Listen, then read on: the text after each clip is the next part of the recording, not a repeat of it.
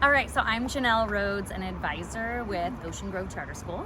And I'm Amanda Agee, also an advisor with Ocean Grove Charter School.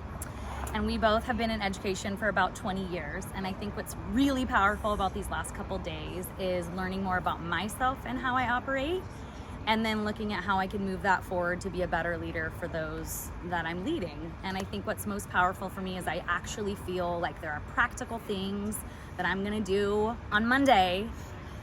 It's not just like pie in the sky words. It was super hands-on. I feel very empowered.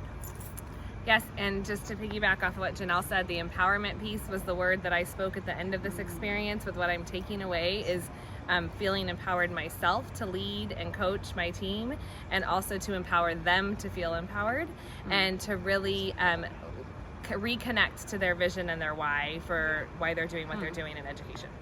Awesome. And you've probably both been through like leadership experiences or trainings. How is this different?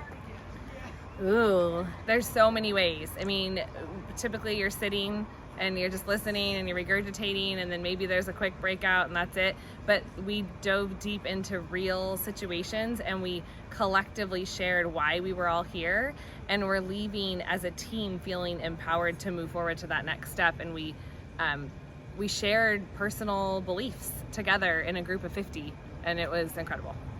And we know where we're moving forward too. We're not just like, that was a great 2 days, I'm so glad I got to see my friends in real life instead of on Zoom. No, we're like gonna move into the work and do the hard things together, because we're empowered to be different and to act different as an organization, and we are the ones that make the change. It's not like a company that decides for us. We are the change makers. So that's super powerful.